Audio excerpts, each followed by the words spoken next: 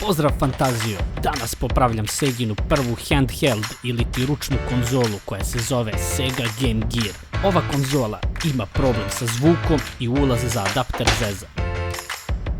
Sa zadnje strane Game Gear ima 6 šrafova i jedan security bit šraf.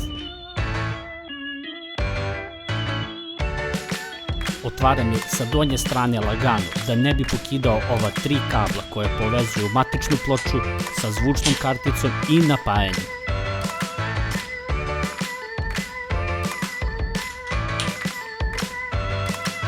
Ovo je napajanje.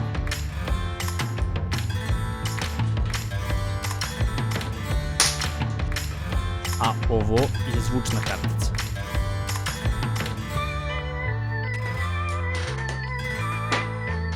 Sega je krajem 80-ih i početkom 90-ih koristila loše kondenzatore u svojim konzolama. Na ovoj muzičkoj kartici ću zameniti svih 5 kondenzatora i nakon toga bi konzola trebalo da propeva. Bukvalno svi kondenzatori su procureli.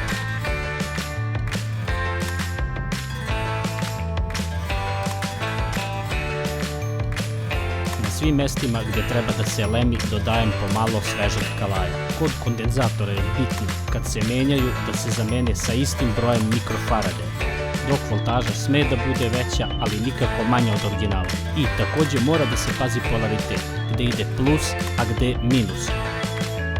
Kod napajanja ću bukvalno samo da dolemim ove 3 nožice koje povezuju ulaze za struju sa matičnom pločom. Tokom godina korišćenja adaptera te 3 nožice znaju da se olabave i da zbog toga konzola gubi kontakt sa napajanjem. Ostaje mi još da sve vratim na posleno i istestiram da li će konzola da propeva i struja da bude stabilna.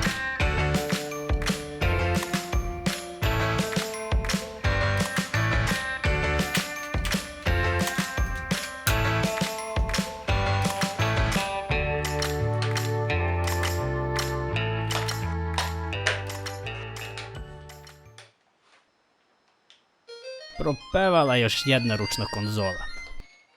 Ako ti se sviđa video, like, share, subscribe. Vidimo se Fantaziju.